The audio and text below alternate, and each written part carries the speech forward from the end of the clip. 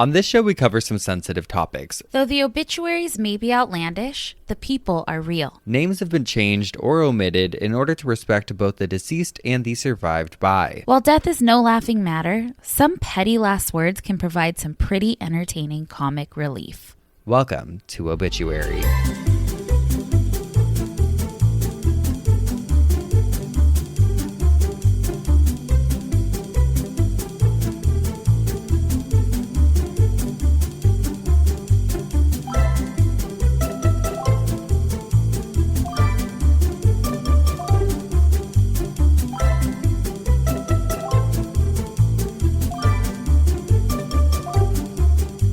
Welcome back to Obituary. I'm Spencer Henry. And I'm Madison Reyes. And we're back in person. We are back in person. It feels so good to sit across from you. Ooh, right behind this big monitor. I know. Spencer got a big iMac, and I can't even see his fucking face anymore. It's like we're not even in the same room. You guys didn't know the last episode that we were together recording, he spilled a full Diet Coke on his laptop. So. I did. But miraculously, so I don't know if any of y'all were around. I'm not sure. It was like a year or two ago with the Sprite. A couple of years ago. Yeah, I spilt Sprite on a MacBook and it fucking took it out. And it was never the same. But I spilt Diet Coke on this one, this new one, and it's totally fine. Well, we have a theory about that because Diet Coke doesn't have sugar like Sprite does. And that's nutritional science.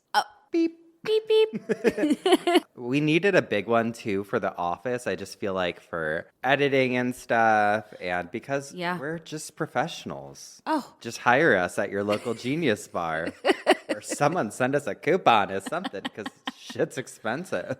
Fuck, I know. I want to talk about, I have a few orders of business, okay? Okay. Well, first of all, we went to Tampa. Honey, we survived Florida. We did. One and done. We'll never go back. Just kidding. No, it was so sweet though because my sister and my dad came and my sister had her baby Leo who's 6 months and did his first flight all the way from San Francisco to Tampa, Florida. And was great. Was great because he's just perfect. He's just a little angel. Just the perfect baby. Uh-huh. But we had so much fun. I mean, obviously we had fun at our show, but aside from that, we really liked Tampa. Well, we were in Ybor City specifically, and that is a cool little city. Cool area. Went to some good restaurants over there, and there was chickens running around. We loved that. Fun Uber drivers everywhere. It was a good time. We had great weather, good time, easy good flights. Yeah. Well, except on the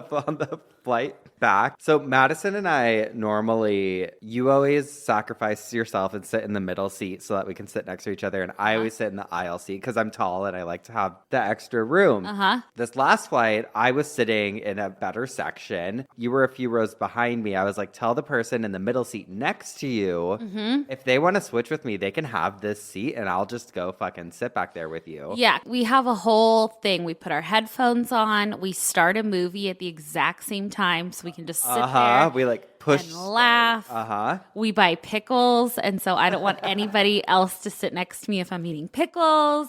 Okay, wait. That brand, it's called like Snap or something. Yeah. It's like a pickle brand. They come in a bag. I bought some at the grocery store the other. Oh, you were with me actually because we're married. I forgot. Yeah. And I love them. They're so good. They're so good. And I got the spicy ones last time. They were good. And it just made me so happy that I just live alone because I was like, especially like when you're like first dating someone, you're like, I don't want to do anything gross. I don't want to be pickly. Like I'd throw them out. Like you stage your fridge and shit to be like, this is what I eat. Oh my God. But I just live in squalor by myself and I just fucking eat them. Oh, I know. But it didn't happen. Actually. Oh yeah, sorry. Back to our plane story. Spencer was sat next to two cool looking guys and he texted me and was like, actually, we don't need to switch. I'm like, okay, bitch. I guess I'll just sit here for 5.5 hours with this woman. Well, you asked her and she said no anyways.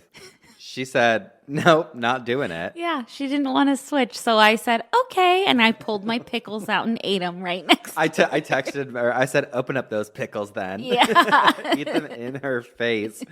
other news that I have to share. Our Cameo will be open from now until December 15th. Oh my God, I thought about Cameo today. I was like, we haven't done one in a while. We haven't done them in a while. Well, we had a very busy year. I know. And we're finally kind of home for the rest of the year, other than for fun. Yeah. We're going to get those cameos in. So you have from now until December 15th. But while we're on the topic of the holidays, I want to tell you guys that we are taking off the week of Thanksgiving and the week of Christmas this year. So there will be 2 episodes, the week of Christmas, week of Thanksgiving. We said... We've never done that. I know. But you know what? We put out episodes the entire time we were gone this year, which, like, I know that sounds annoying, but it was, like, hard to do to, like, make sure everything was still going out on time while we were going. But we don't like to miss episodes. I feel like the only one we missed was when I was in the hospital. Yeah. And I tried. It totally throws us off too, not having one. But we've got a lot of family plans, so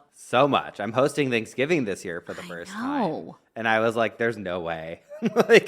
There's so much to do. I love entertaining. Like, I love having people over, but it is days and days of cleaning and prepping. And even for something little, or even if it's your family, like, you want it to be nice. So I get it. Oh, even if I have one person, I know they're coming to stay with me for a weekend or something. Yeah. I'm like, I better vacuum under my bed. I'm going to vacuum this bathroom that no one goes in and make sure it's all fucking good. And then lastly, just Halloween, a little Halloween catch up because it was just Halloween here. Okay, I had nobody come in my neighborhood except for one sweet little ninja. He was a little boy dressed as a ninja. I didn't hear him. The dogs didn't go crazy. And so I have him on my Ring camera, like just his little head. And then I heard his mom like, okay, honey, if no one's answering, like, they're not here. And I was like, fuck. But Spencer, you had your street blocked off. It was chaos. You guys, I had no idea. So my last house was on kind of like the end of a street. We just didn't really get trick-or-treaters there. But well, all of them came to this. Yeah. Before that, I had lived in an apartment forever that had like a security door in the front of the building. So there was like no children or anything really in the building. But this year, I had bought like a few bags of those like 200 or 300 piece candies or whatever. And I was like, that's perfect, you know? And I Googled, where can I donate this leftover candy? Because I just figured I would have a lot left. Within an hour, a swarm of children, the candy was gone. I had to call DoorDashes and I called DoorDash. And I said, you bring me that candy. I didn't know that my street was the street. Your street's the street. It's the street. And I was horrified because I am somebody who loves the holidays. I love traditions. I love trick-or-treating. I'm like, had I known, I would have done something sick. So next year, I'm like, we're putting a fucking haunted house in my driveway. I'm coming over. We're going to do a haunted house. We'll dress up. Thousands of gigantic candy bars. Oh my God. I want to be the best house on the block. Yeah. Fucking fog machines. Because I was like, I didn't know. And like, literally, I have videos. The police were blocking off the ends of the street. It was a situation where I would like open my front door and there would just be a line that went down my driveway. Yeah. And I'm like, fuck. And eventually I had to cut one of the lines because I was like, listen, we're out of candy. This is the last time. I can't keep doing it. I feel like gone are the days of trick-or-treating in your own neighborhood. Like when we were growing up, it was like you walked around your own neighborhood. You saw all the neighbors. You saw Diane down the street and said hello. Right. And now it's like, no, you go to the cool place. Yeah. You were saying like it kind of reinvigorated you for the holiday. Well, yeah, and it was magical. I mean, because it was like a Tuesday night. I was tired. I had no plans. I had thought about going up north to be with, you know, my family and stuff, but it was just, I had work and everything. And Tuesdays are such a busy day in general. And so I was like, I'll just stay home. And I texted a few people, but I ended up just kind of having this quiet Halloween night. And then the second the trick-or-treaters started, I was like, this This is incredible. It made me so happy Yeah. to see all the kids in their costumes. One little girl gave me a rock that I think was from my driveway, but Didn't still. one of them come into your house? Yeah, a kid came into my house and the mom was like, sorry, he's nosy. And I was like, thinking, I'm like, that would be Madison. And she was like, hey, Yeah. show me the inside of this Oh, house. if I see an open house, I'm pulling over and I'm going in. Oh my God. But it was pretty great. It made me really happy to see all the kids in their costumes. It's so cute. It's cute to see like what's trending. What is trending? Okay, so lots of Minnie Mouse this year. A ton of Minnie Mouse. Cute. I would say Mario Uh-huh. and Luigi. Uh-huh. It always makes me happy when I see like these little fucking toddlers with these big scream masks or whatever I on. love that. Or like I love a baby scream. Yeah, or like a toddler with like an adult mask on their head. Yeah. It's just so funny to see. But it was very sweet. I got called out by some of the trick-or-treaters for not having the large king-size candy bars. Well, They'd say, you fucked up. they were like, no jumbo? I was like, okay, I'm actually going to fucking punt you across my driveway, you little fucker. So fuck you. But it was good. And then last night, my You friend... look like you're in Star Trek right now, by the way. Why? Your black shirt is poking out of your yellow sweatshirt, and it looks like the outfit. Cool. Cool. Beat me up, babe. Last night I went to my friend's birthday at her place, and it was really fun. And you babysat Hot Dog. I had a little hot dog, and I told you what Cisco said. He was hugging Hot Dog because she's really warmed up to him now. Like she would just go and Remember see she him. hated Cisco? Yeah. But Hot Dog, I don't know what it is, but like when we were at Madison's, your old house, and Hot Dog was still like younger or whatever, she would just hear him in a different room and be pissed. She's like, what is he doing here? No, now she loves him. And he was like loving on her. And he was like, but he was looking at Doris. And he's like, Doris, you're still my number one girl. And he's like, Hot Dog, you're my number two girl. I was like, well, what am I? You're on the list somewhere. Somewhere. But I stayed out until I picked up Hot Dog at like 12:30. I was telling her, I was like, your dad is just an absentee father. It's out late. Well, because I've been going to bed around like 9:30, 10 every night. I fell into just a good routine of that, and I actually really like it because I'm just so tired at night. Yeah, it was like around 1 a.m. when I finally like got in my door and like was getting to bed, and I felt fucking insane. I know. And then we had a meeting this morning with someone, and I was just like, sorry. I was like drinking my coffee, just fucking what you get. It's fine. And I was bright-eyed and bushy-tailed. I had makeup on. See, if we have to wake up early for a meeting, you'll always do it. And it's just like, I just like get so tired. But you're also not a nap person because what keeps me going Is a nap. is like, okay, I can do this for a couple hours and then I'm going to bed. I'm going back to bed. I wish in some instances I wish I was a napper, but I think it's better for me that I'm not because then I think I would just be up all night. Yeah. I've realized that a lot of times when I nap, I'm not even tired. I nap to avoid things. Okay, hold on. Let me put on my therapist. I'm serious. If I have a bunch of shit to do that I don't want to do, You just nap it away. I go to sleep. I think probably a lot of people do that. When I first moved here, like I was so depressed, I would just take baths all the time to like kill time. 'Cause Yeah. I'm like, well, Well, and there's things that like studies that show like baths are like a warm I hug. think we've talked about Yeah. this before on the show. Yeah. Really sad. Really, really sad. I was so depressed, but I'm so happy now. Listen, my therapist just graduated me to every other week instead of every week. I know. This bitch fucking tells me I beat therapy. I won it. I want it. Not yet. She's still like, no, you're gonna. It's all she can take.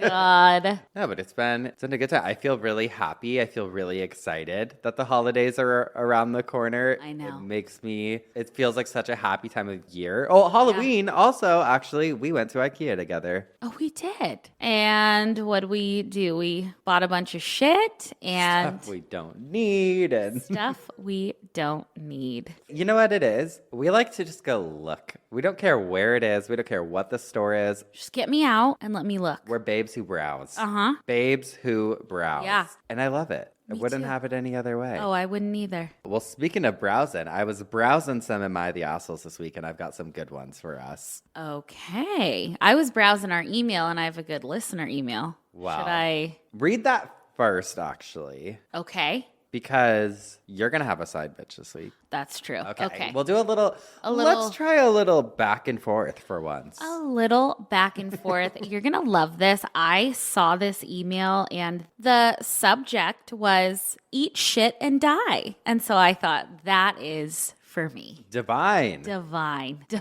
yeah. Hello, What did she say? She's like, filth are my politics.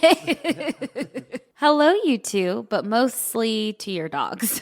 I'd like to tell you a story about my dad. When my dad was a teen, he was in the Boy Scouts. I want to say he was an Eagle Scout, but I might be making that up.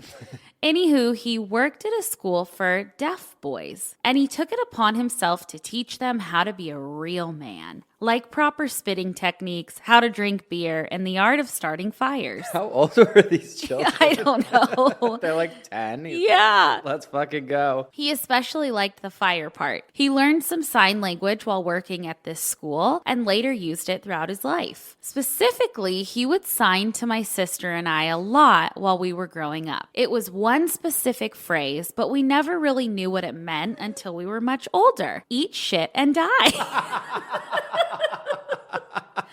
That's what he would sign to us. In a loving way, of course.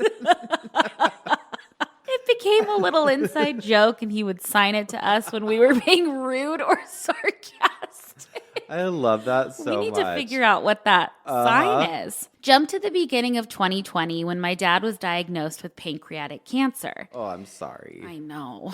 He fought until he couldn't any longer and ended up in the hospital with death looming around the corner. He knew he was dying, and really he just wanted to get it over with. He was tired of waiting to die. One day, when leaving him at the hospital for the night, I signed to him, "Eat shit and die." He immediately threw his hands up in the air and yelled, "I'm trying."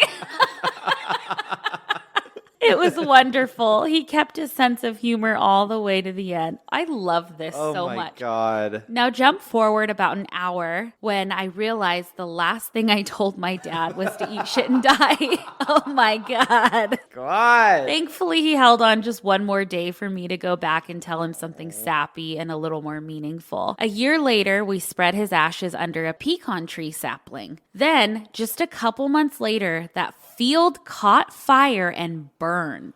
The cause of the fire was never determined. They said they thought it was from a lightning strike on a clear blue day. I like to think it was my dad playing with matches one last time. I have chills.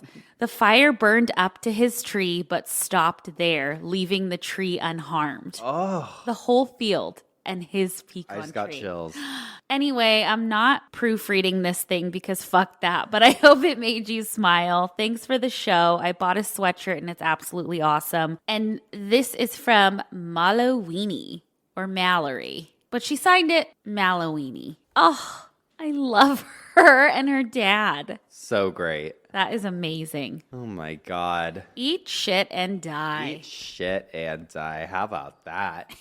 Well, these people might be saying it. So this first asshole says, "Am I the asshole for not allowing my daughter to wear her late mother's wedding dress since she will not fit into it?" Okay. My late wife was a very small person. When we got married, she was only 115 pounds, so her wedding dress size reflects that. She passed away 2 years ago, so she cannot attend our daughter's wedding that will be in 2025. Now, my daughter wants to wear the dress, and I told her it wouldn't be a good idea since she won't be able to squeeze into it. Oh, honey, you're playing with fire. She told me she can just up the size of it, and I told her I would think about it. I looked into it, and basically they're going to cut the dress to size it up. I informed her that no, she cannot wear the dress since they would be cutting it up. And this resulted in a huge argument about me gatekeeping my wife's things. I told her no again, and she can just wear some of her jewelry, and she hung up on me. She clearly thinks I'm a jerk, and my sons are now on me to give up the dress. Am I the asshole? Give up the dress. Yeah, you're a fucking asshole. Yeah, What give do you up the mean? dress. What are you preserving it for? I understand that was from his day. with his wife, right? So it's sentimental, but how cool would it be for your daughter to wear that? I think that's so cool. Well, and clearly she had a good relationship with the mom that she wants to wear her mother's wedding dress. Yeah, and a seamstress can do fucking wonders and probably make the dress look exactly how it did on her mother on her. Like, I just think, like, how special to carry it on versus Absolutely. I mean, it's going to sit there anyways. Well, that's why people save their wedding dresses. Like, In hopes. honey, my dress was so expensive, I would sell it, but I'm saving it for maybe my niece or my future child if I ever have one, or if Doris gets married. I looked at you, future child. Future child, no. But you know what I mean? Like, that's why you save your wedding dress. You don't save it for your husband to hold on to it and love it. Yeah. You were going to say, fuck it. No, I don't know. But he added an edit that said, since it was asked twice, my wife always wanted to go dress shopping with our daughter. She loved her wedding dress, and I don't think she'd be okay with it being cut up. I also have a younger daughter who is much more svelte, and it will look great on her. Yeah. Please. No, come on. Give it up, Life's sir. not that serious, and you can't take it with you when you die. No, clearly. She didn't. You should have buried her in it, sir. Yeah. This next one says, am I the asshole for refusing to give back wedding gifts to my mother-in-law after my husband passed? Okay, let's hear it, because I already have feelings.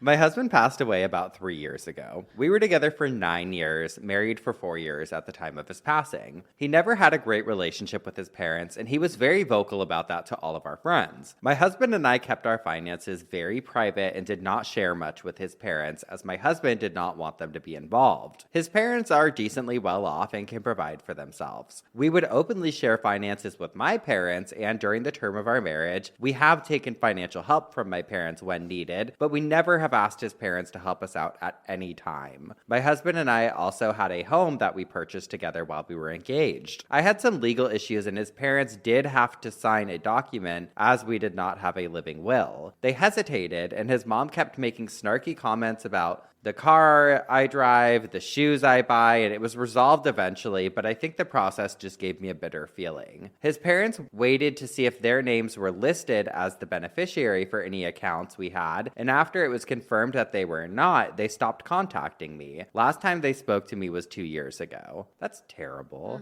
I have started seeing someone new over the past year, and they are clearly not happy. It's become a, well, why should she have anything from our son mentality.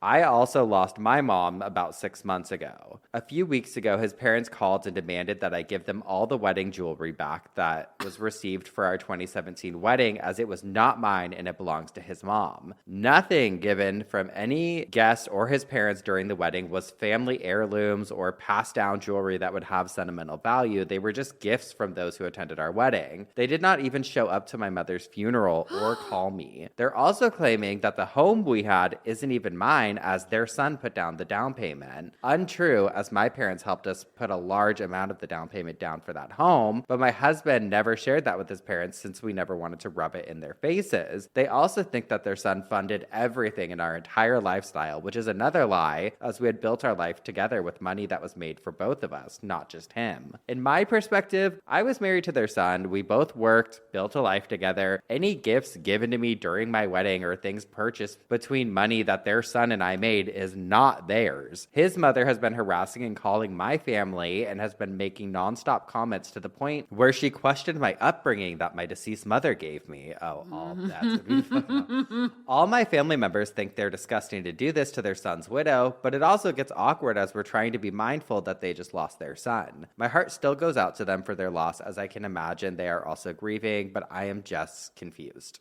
There's nothing to be confused about. Those in-laws or ex-in-laws, or I don't know what you call them, are fucking assholes. Yep. Fuck them. Fuck them. Crazy. And the way this person is writing, they still have empathy for them. Yeah, even right. Even though they're trash. Right. So if you can still have empathy for trash, good for you're you. a good person. Yeah. I just can't imagine. They sound awful. They wouldn't even call her when her mother dies. Yeah. Trash. Trash. Assholes. God. Assholes. Trash holes. Well, now that we've got that settled, I'm up first this week. You got a little side bitch for us? I do, and I think that this person was a big fucking asshole because Shit. this is an obituary from the 1901 edition of the Boscobel Dial, and it's a scathing little obituary. Okay, let's hear it. It says, royal degenerate succumbs after a life of debauchery. Milan, ex-king of Servia, the grandson of a swineherder and one of the most wicked monarchs that ever sat upon a European throne, is dead. His life burnt out when 49 years old by years of debauchery of various description. He passed away in Vienna in his quarters after a period of unconsciousness in which he recognized no one. His death will make scarcely a ripple in the political situation of the continent, as the ex-king had for long ceased to have any influence in the courts of Europe. The life story of this royal decedent is a lurid one.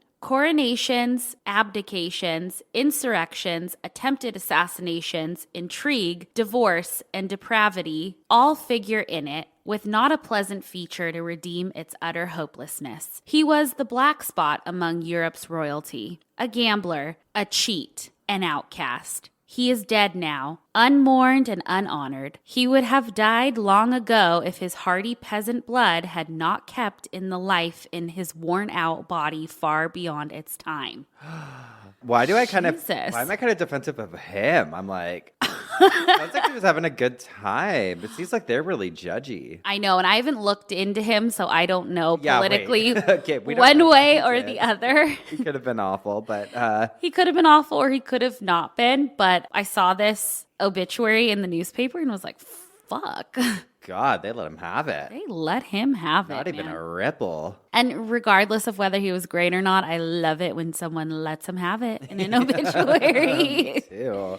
All right, well, we're going to let you all have a break. And then when we get back, I'll tell you what had me spinning in my coffin. We'll be right back. And we're back, Spencer. What had you spinning in your coffin this week? Ooh, ooh. Ooh. What's going on? Hey, everybody.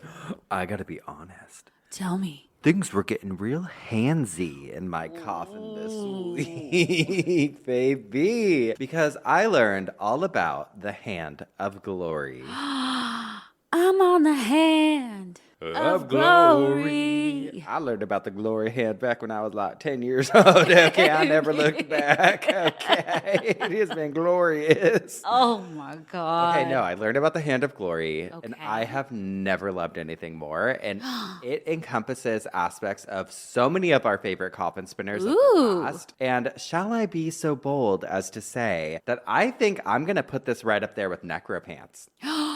Oh Lord, are we in for that? It's that good. It's Okay. that good, Madison. So the hand Okay. of glory is often associated with superstition. Where exactly the concept is derived from is debatable. Legend has it a hand of glory is a severed hand, Okay. typically the hand of a criminal who has been hanged, which is then severed, dried, and prepared for specific rituals. Do we have visuals? We've got visuals, baby. Okay. According to folklore, the hand of glory was believed to have magical properties. Some say it could render people unconscious, even causing paralyzation. Oh. And it was sometimes used in dark rituals to aid thieves, as it was thought to have the power to unlock doors and immobilize those who beheld its light. Okay. It's wild. So the Hand of Glory's alleged powers were activated by lighting candles made from the fat of the hand. Adipocere. Uh-huh. Okay. Taking fat from the fingers, I guess, and then creating a magical light that only the bearer could see, while anyone else caught in its glow would be paralyzed. That was the belief behind it. So you had to do this like ritual alone? I guess. The hand itself was usually prepared with a variety of different rituals and ingredients, and we've got some more info on that. So back in 1722, this guy, Albertus Parvus Lucius, released a grimoire, which I've always heard grimoire, but I didn't know what it actually meant. Is it like a memoir, but it's grim? It's basically like a spell book with their personal rituals in it, or some would categorize a grimoire as a book of like black magic. Okay. But the book was titled Petit Albert, and it compiled teachings of folk magic, talismanic sorcery, as well as ritual and herbal medicine. And he talks about preparing a hand of glory, writing, quote, "Take the right or left hand of a felon who is hanging from a gibbet beside a highway." We know about gibbets. We know about fucking See, gibbets. that's why I love this fucking show. Uh-huh. Just when you think you've learned it all, you haven't, but you needed to learn all the other stuff. Well, and it doesn't specify in this one, but I know that they say that it should always be the left hand. Okay. You know, I was looking up last night, actually, what hand a woman should wear her watch on, and it's the left. Is it? You know, I'm left-handed. Huh? I'm left-handed. I know. So you should wear it on your right. Oh.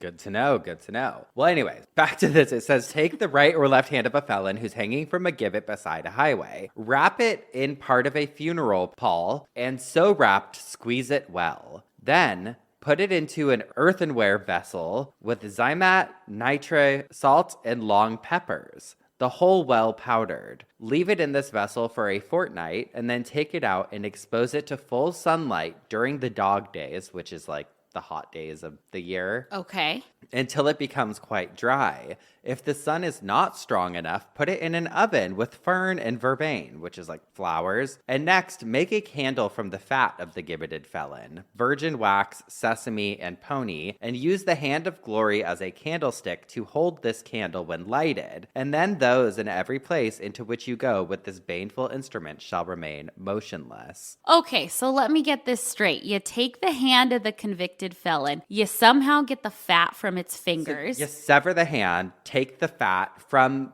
the hand, or I think he's saying from the felon in general. Okay, but then that hand that you dry out, whether it be in the sun or the oven, has to hold that candle that you made out of the hat. Yeah. Out of the fat. Yes. And then wherever you take the hand, it will paralyze people. Apparently. Yeah. Jesus Christ. There is an actual hand of glory that's kept at the Whitby Museum in North Yorkshire, England. It has this text that's published alongside of it from a book from 1823. And the text says it must be cut from the body of a criminal on the gibbet. So gibbets are important. Mm-hmm. Pickled in salt and the urine of man, woman, dog, horse, and mare. Oh, Jesus. So That's a lot of urine. Gotta get a lot of urine. Smoked with herbs and hay for a month, hung on an oak tree for 3 nights running, then laid at a crossroads. Then hung on a church door for 1 night while the maker keeps watch in the porch. And if it be that no fear hath driven you forth from the porch, then the hand be true and it be yours. Okay. I want to show you a picture of the one that's at the Whitby Museum. Hold on.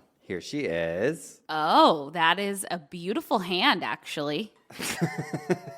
Long fingers. It looks like a bunch of like bananas gone bad to me. But honestly, it's kind of like a potato salad or something. Like there's so many variations of cooking methods. There's so many ways to make it depending on the region, depending on who you ask. I see where you're going. In 2014, Dolly Stoltz wrote an article for Atlas Obscura called Hand of Glory, The Macabre Magic of Severed Hands. And in the article, Dolly writes, quote, a traditional form of punishment under Sharia Islamic law and in medieval Europe involved publicly amputating a criminal's body part, often the one used to commit a crime. The pain of the amputation and the shame of the permanent mark served as punishment for the criminal, while the display of the severed limb functioned as a sinister warning to onlookers.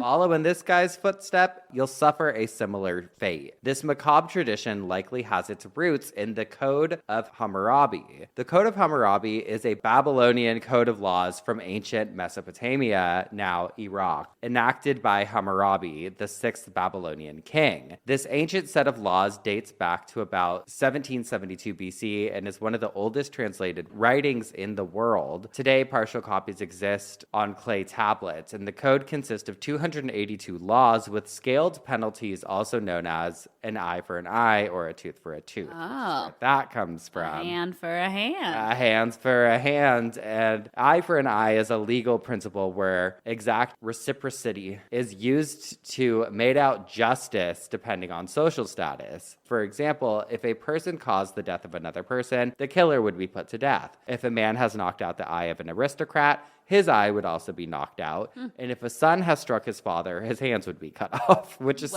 very fucking intense.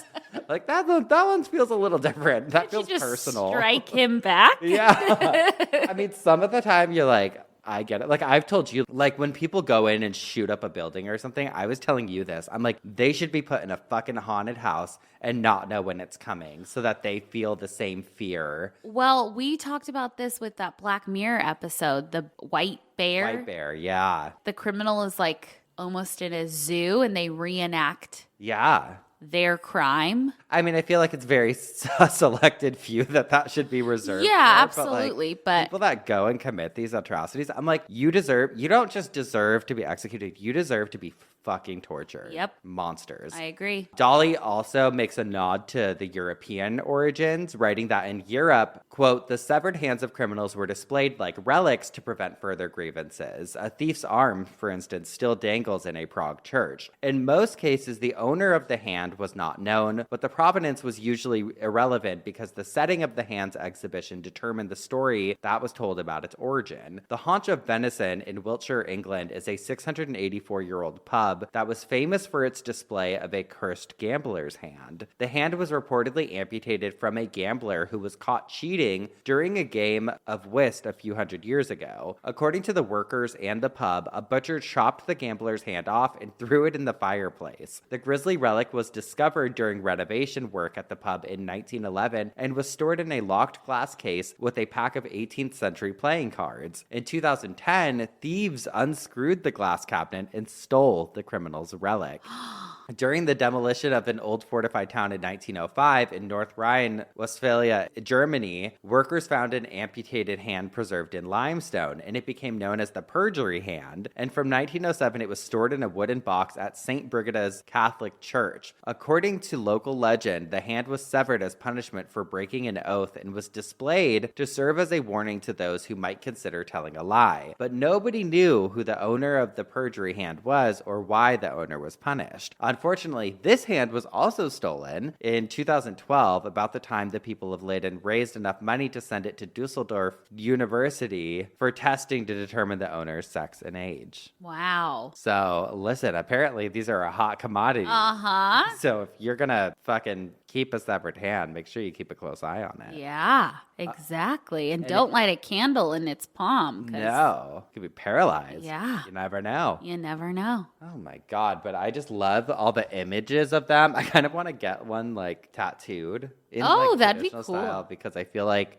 they're just so cool looking, some of Yeah. them. And a lot of the imagery that they have of them, especially the old imagery, is like, it'll be like a hand that's just out and almost like birthday candles on Yeah. the hands. I think it's kind of cool. Cool. I mean, obviously it sucks that it happened. I know. But yeah, I think they're fucking wild. It's wild to me that somebody was like, hey, you know what we should do? Let's cut this guy's fucking hand off. Yeah. And let's turn it into not only a candle, but a candle holder as well. Talk about multifunctional. Right. My Well, God. all these laws on that tablet, it seems lawless. Ooh. You know? Sure. I mean, just cut off a hand, put it in the oven, dangle it from a tree, put it on a church door. I mean, come on. I mean, that's why it's kind of confusing about like where it's actually derived from, because obviously there's ancient text that makes references to it, but it seems like it more so dates back to Europe, where they were like taking them from people in gibbets. And then some people are like, this never even happened at all. Okay. But it did, because there's evidence. Yeah. It happened. So it did happen. So actually it did. Myth busted. Go fuck yourself. Okay. Myth busted. All right. Well, we're going to go take a quick break. And when we come back, we'll find out what had you spinning in your coffin. Yeah, we've got a hand in the oven right now we got to go check on. Yeah, we got to go salt it and pee on it. We'll be right back.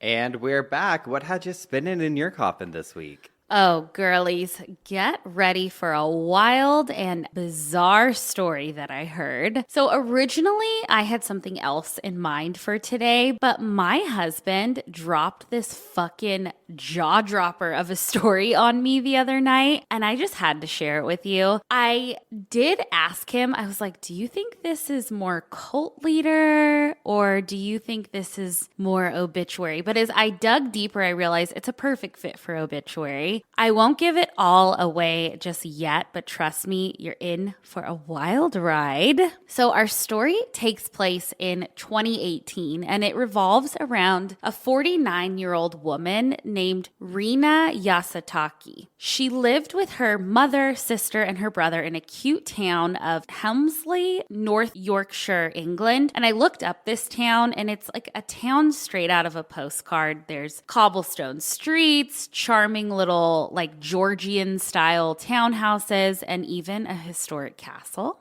Ooh. So the cast of characters includes the mother, Michiko, and she was 76 years old, sister, Yoshika, who was 56 years old, and she was a super accomplished pianist. And then brother, Takahiro, who was a really impressive writer, and he was 51 years old. They're all of Japanese descent, and while their father's details are a little bit hazy, there's not a ton about him, we do know that their parents divorced, and Michiko remarried a British man in the 70s. So the Yasutakis moved to England, and they were really well off. They didn't have to work any regular jobs at all. None of them did. So the main character is Rena, and she was quite the character. She was fluent in Greek, Japanese, English, and Latin. Wow. She even crafted her own brand of Japanese that only she and her family could understand. It was like this dialect that even the most profound translators couldn't translate it. But she and her family talked in this dialect. It was like a made-up language, kind of. Yeah, kinda. She also had an incredible talent for art, and she would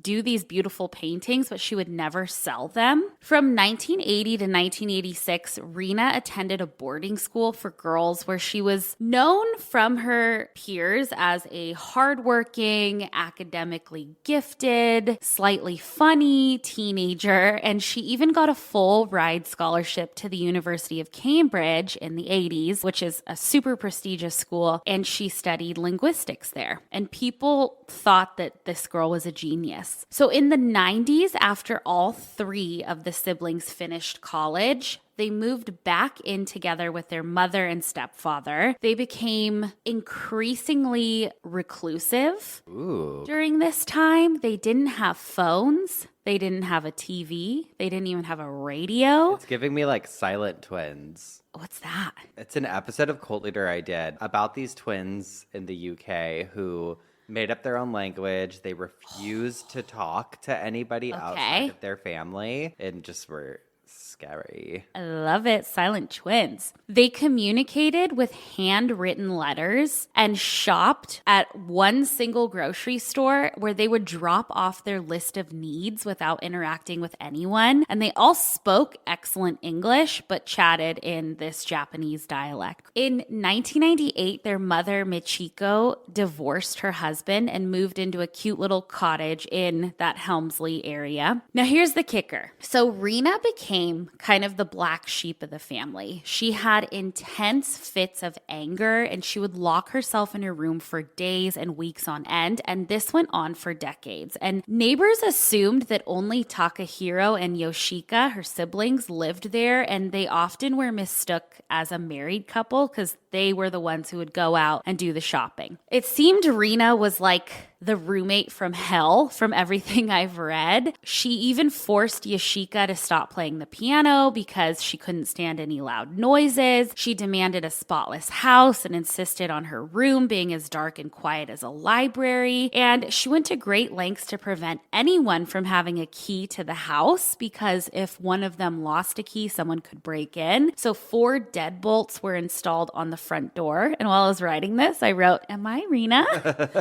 Because you know my crazy locks. And the family members would have to knock to be let in. In 2013, Rena had a really violent episode in a supermarket where she became pissed off at the supermarket workers and her sister and got physical with her sister. Her doctor advised her to seek psychological treatment, but it didn't seem to help. And as the years went by, the family situation got even weirder. So in 2018, their biological father in Japan passes away. And this event sent Rena into a complete tailspin. She stopped eating and drinking, only emerging from her room at night to use the restroom. And by August of 2018, she weighed 90 pounds and she was only 4'11". You'd think that the family would seek medical help, but Rena refused to get any help and her family didn't push the issue because they feared hospitals. Her sister even was quoted talking about how Rena seemed to be nourished by something other than food, something more spiritual.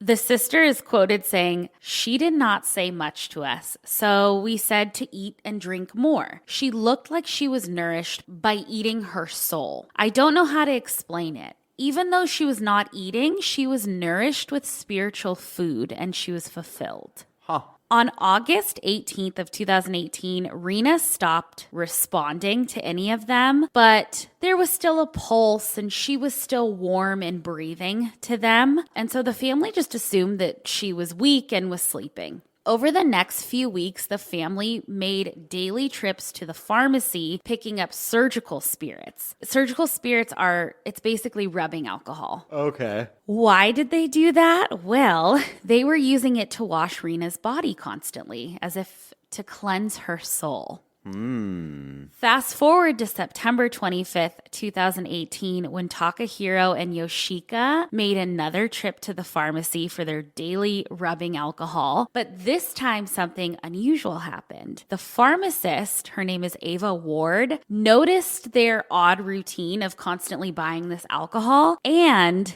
noticed how bad they smelled. I guess they smelled like a rotting corpse and she picked up on it. So she contacted the authorities for a wellness check. The police get to the Yasutaki's residence and they search the house room by room. And finally they reach Rena's room. What they found was Rena lying in her bed, but she was dead. What? But not just dead, she was mummified.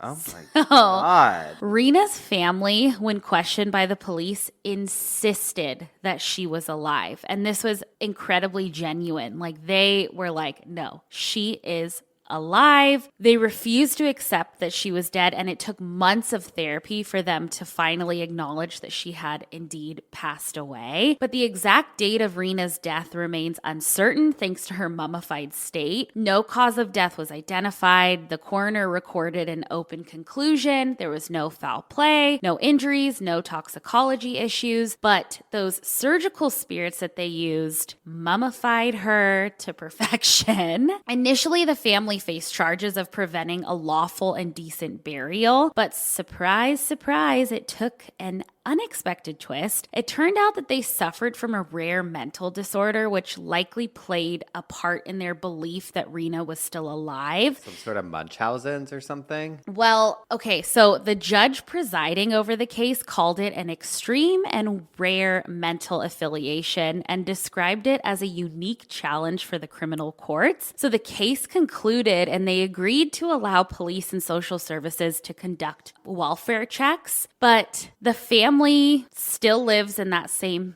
house where their mummified loved one died, but the court records don't show what their mental disorder is. But while I was researching this case, there were so many comments on different web pages or YouTube videos that referenced Folie-à-deux? Oh, Folie-à-deux. Yeah, Folie-à-deux. that's what the Silent Twins is a case of that. And Sabina and I forget the other sisters' names, like the Erickson sisters was another famous case. And there was like these French sisters. That was another case. It's wild. It's wild. So if you don't know, folie-à-deux is a French term that translates to madness of two and refers to a rare psychiatric disorder in which two individuals share the same delusional beliefs. It's like shared psychotic disorder where one person has a delusional belief and then another person gradually like adopts and shares that belief. And it often happens in close relationships like family members or couples where one person's delusional beliefs like rub off on the other. And so that's basically us. Translates to shared psychosis, they always say. Yeah. Folie-à-deux. So yeah, there's our mummified girly. Love any case relating to Folie-à-deux. Obsessed. Crazy. Wild. So I guess you can mummify with just some alcohol. Well, you can, but I don't recommend it. I don't think that should be a DIY project. Yeah. But what can be a DIY project is writing an obituary. Oh, very true. And I have the best one. It was sent to us via Geoff, and it's from Hazelhurst. It says, June Beresford, Jesus put the kettle on, I'm coming home for tea. Okay. And it says Lipton's T4:2. Like, you know how they do Corinthians or whatever. It says Lipton. Yes. T4:2. T for two. June Hazelhurst of Roanoke, Virginia, slipped quietly between the sofa cushions on October 15th after 95 years of spunk and mischief. She was born in Coventry, England, to Harry Beresford, a poet and socialist, and Winifred Bentley Humphreys, a World War I field nurse and a feminist. June grew up as a tomboy in Manchester in the 30s with her two older brothers, where she was regularly sent home from school and scouts for unladylike behavior. Oh, no. She was separated from her family and evacuated to Wales when World War II broke out, a sadness that forever colored her outlook on children and war, and she was soon returned to Manchester, and at the tender age of 12 became a proud member of the VAJFD, the Vincent Avenue Junior Fire Department, a group of neighborhood kids who made a game of dashing from some of the bomb shelters to look for unexploded Nazi bombs hanging from trees. Wow. June went on to study nursing and midwifery at Manchester Royal Infirmary. She scrubbed for the first open heart surgery in England and rode her bike through the back streets of Manchester to deliver countless babies. This influenced her firm, lifelong belief that reproductive care is healthcare, not politics. June took holidays with girlfriends, riding their Vespa scooters through France, hitchhiking through Italy, and skiing in Scotland with handsome young doctors. Ooh. June sailed on a steamship to Newark, New Jersey for a nursing exchange program in 1957, where she worked at Beth Israel Hospital and experienced the thrill of life near New York City. So many kinds of beans, she'd say. She returned to Manchester 2 years later and soon met her future husband, David, who had also briefly lived in the U.S., having completed a postdoc in Austin, Texas. They married after 3 weeks and had their first child, William, who died of biliary atresia when he was just 6 months old. Devastated by their loss and eager to experience the exhilarations of life in the U.S. again, David and June moved to Martinsville, Virginia in 1963, where David took a job with DuPont. June stayed home to raise their new baby, Tim. Naomi was born the next year, soon becoming the favorite, says Naomi, and June threw herself into creating an idyllic life for her family: sewing, cooking, baking, gardening, arts and crafts, music, camping, storytelling, skiing, and lots of sailing and racing at Virginia Inland Sailing at Smith Mountain Lake. June was a trailblazer for women's rights, helping to establish the battered women's shelter in the Martinsville area and organizing marches for the Equal Rights Amendment and for sensible gun laws. June and David moved to Richmond in 1983, where they built a wonderful life, racing sailboats at Fishing Bay Yacht Club on the Chesapeake League and participating in the Fan District Association. June worked as a realtor, a master gardener, and as the head of the Million Mom March's Richmond division. Horrified by the explosion of gun violence in recent times, readers should know that she is looking down from heaven and taking names. June was known as Grummy, grandma plus mummy to those who loved her, and she always had a song in her heart, a twinkle in her eye, and a plastic spider in her purse for an emergency prank. I love that. She will be enjoying a cup of tea on the tip of the moon with David, her beloved husband of 57 years, and infant son William, her brothers John and Michael, her brother-in-law Peter, and many treasured cats who sashayed through her life. Those left to be inspired by her unflinching courage, strength, and humor include her adoring family and friends, and then it lists them all. Aww. It says a special thanks to Good Samaritan Hospice, who took such good care of Grum and her family in her final months. Without a doubt, our mom would not have been able to spend her final years in her home without the stellar love and care she received from Team Grummy. Oh. And it lists some of the people, and one of them it says Sonny Wiley, who knows where the bodies are buried, and Heather Millar, all who adored and were adored by Grummy, and the cats, dear Lord, the cats who have been keeping vigil for these last 4 years.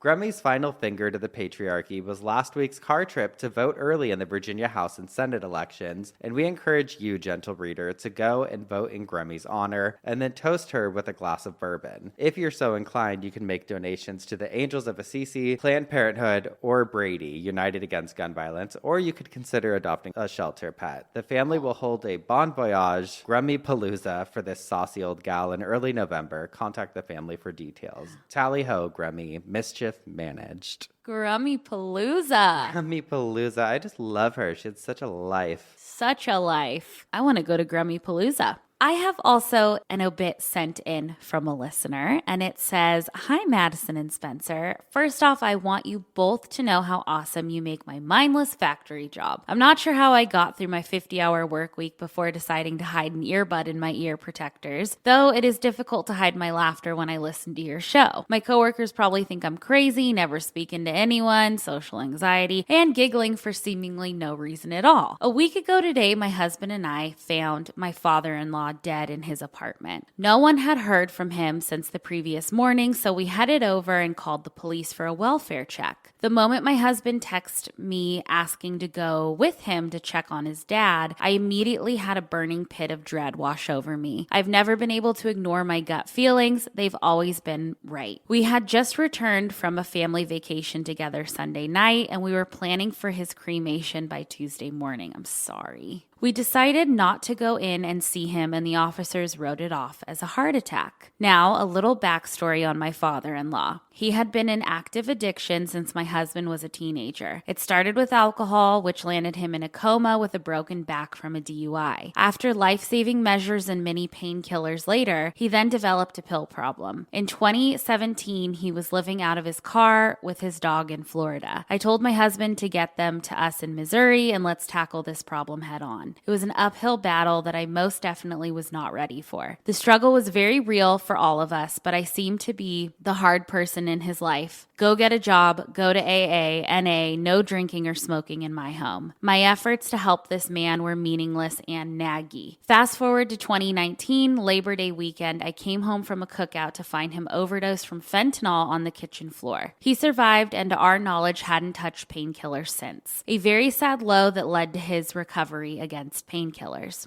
The drinking, though, it became much worse. So bad that in 2022, I gave him 30 days to move out or he would be on the streets. Kicking him out was not an easy decision because we loved him very much, but we also had a young daughter and she is priority. By January 2023, he stopped drinking cold turkey. This lasted about 4 weeks before he relapsed and landed himself in jail for another DUI. No accident, just parked in a pharmacy parking lot. This led to court-ordered community service AA and an ankle monitor to gauge his alcohol levels. In 6 months, he turned his life around. It was amazing. He reconnected with my husband's mother, and they had plans for her to move from Ohio to Missouri in January of 2024. He was spending more time with us and our daughter, paying his bills, going to work. All things were on the up and up for him, which is why his death was so unbelievably difficult when we found him. A 50-year-old man who finally was taking care of himself dropped dead. My husband and myself struggled for days with the thought of him laying on the floor, suffering a heart attack all alone. It was misery. A few days after his death, we were going through his wallet, and there it was, a small plastic bag of white powder hiding in his wallet next to his 6-month AA chip. This was a huge blow to us. We had already signed off on his cremation with no autopsy because we were so proud of him and his accomplishments from the last 6 months that we really thought it was a seemingly natural death. His death hit different after that. We feel more numb towards the situation now. Still very sad because it was a senseless death,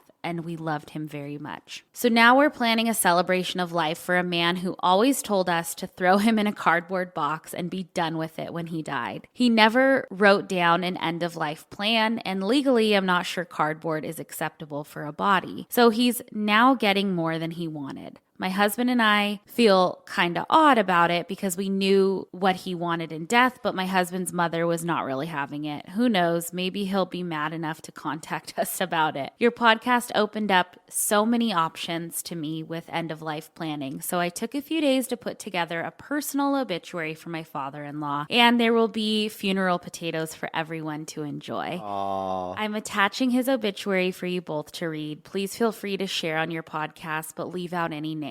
Upon finding the drugs, my husband and I decided to keep that info to ourselves. It only takes one relapse to end it all, and we have no actual timeline of how long he might have been using again. So we didn't see a need to make it worse for people who saw him doing so well. So here's his obituary, and I'm going to change the name to Michael. That was not his name. Michael passed away in his home in October due to cardiac complications. He will be deeply missed by so many as a partner, a father, a devoted papa, and a friend. Michael had a huge heart and was always there to help the people he loved in any way he could. His granddaughter was the light of his life, and there wasn't anything in the world he wouldn't do for her. Over the years, he fought a long, arduous battle with substance abuse, but in the end, he was living a completely sober life for the last 6 months. Michael fought hard every day to be the best father and papa he could be. Everyone is incredibly proud of the battles he was able to overcome this year. His journey this year was one of strength, love, and reconnection. It was during this time Michael was able to reconnect with his one true love. Though they'd been apart for many years, they always maintained a close friendship, and in the end, true love prevailed. Although their time was cut too short, we are all so grateful to have been able to witness the endurance of their love for one another. Michael's son and his wife were a constant beacon of light and joy for Michael. He was so much more than just a father or an in-law. He was their friend. If he was still with us today, he would say, "Just put me in a cardboard box and call it a day." But everyone knows he is worth so much more to the people in his life than that. What can I say though? The man loved a good joke, even at his own expense. Big Michael is a man that will be greatly missed by everyone whose lives he touched. Though his journey in this life has come to an end, the love and laughter he leaves behind will carry on in us all forever. Aww. I know. You know, we read so many obituaries on here where people are super open about addiction,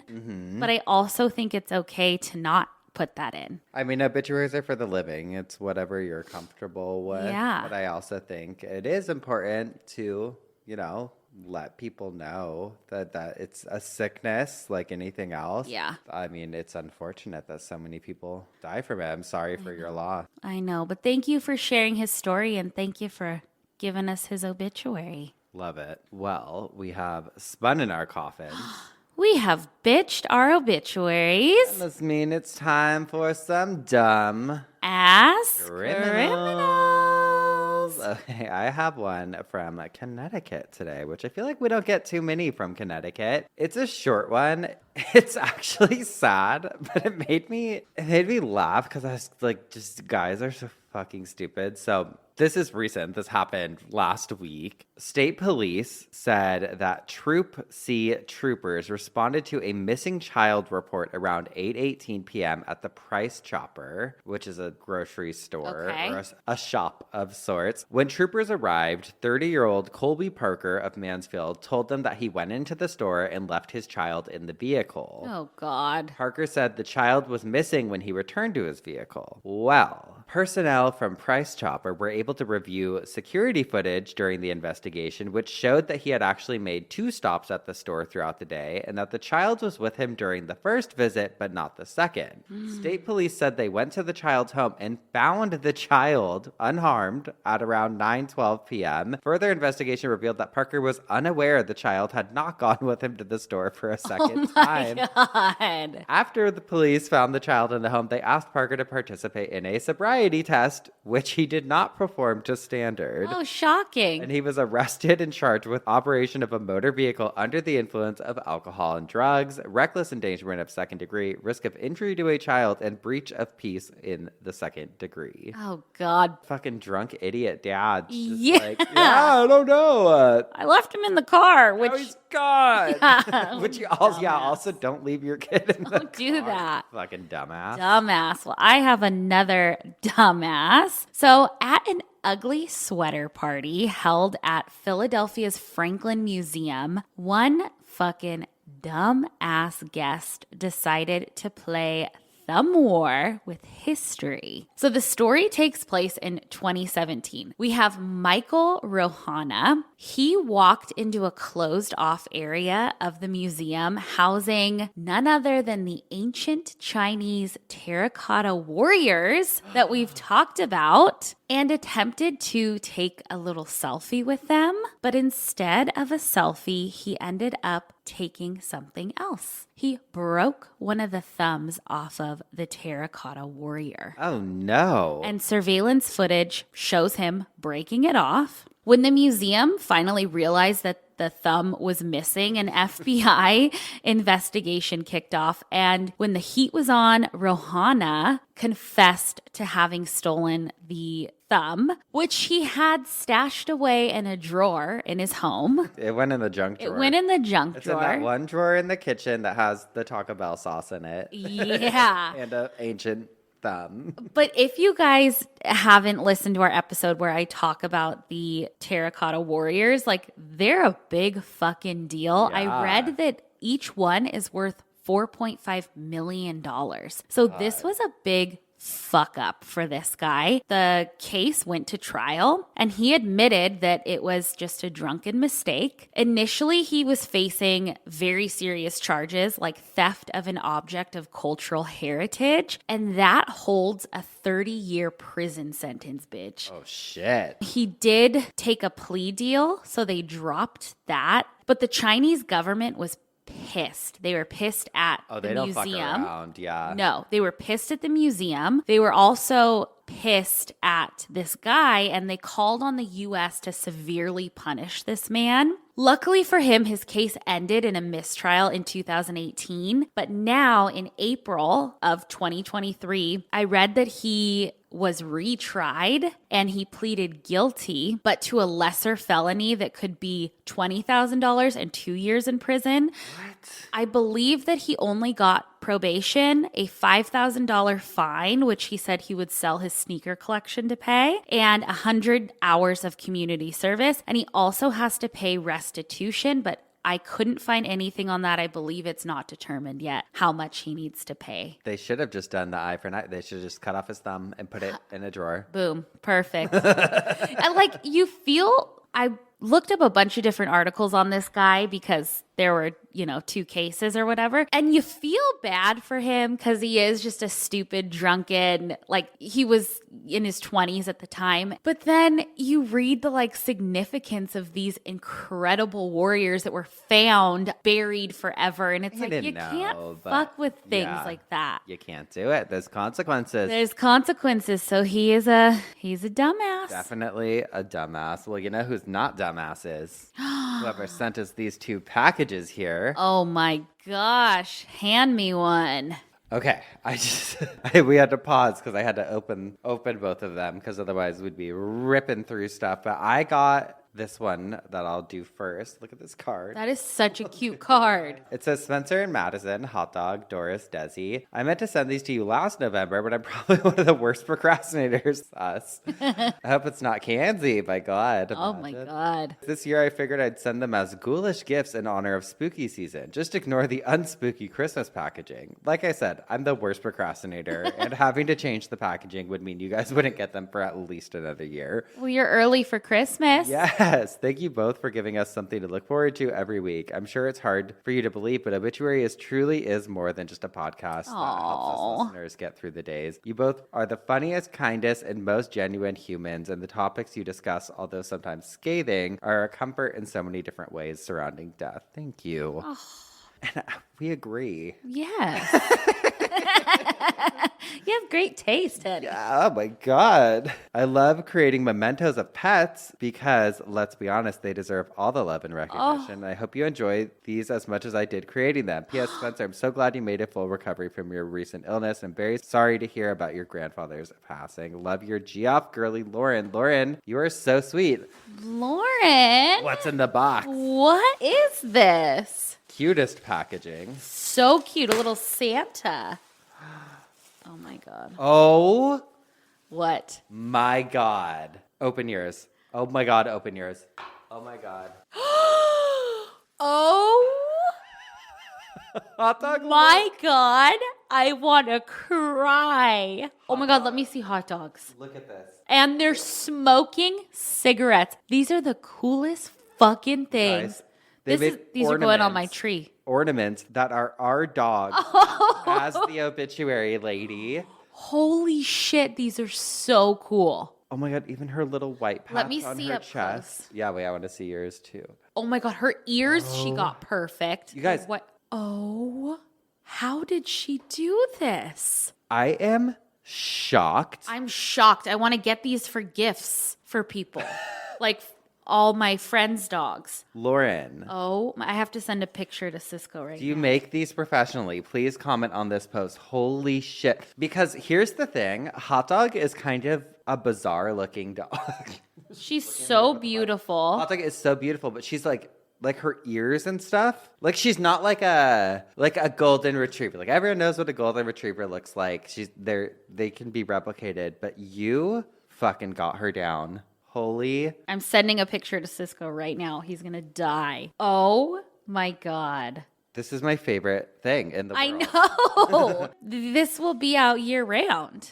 How cute. Is she holding an obituary or a cult leader? Obituary. Oh my God, how cute. Cigarette. Hot Dog. And it's what's so funny is we always say she's carrying her cigar with her because she carries around her bully stick like a cigar. I know. Sometimes Desi will walk into the room with a bully stick like, hey, how you doing? You know? That's what Hot Dog does. Oh my God. These are so cool. Well, what do you have over there? All right.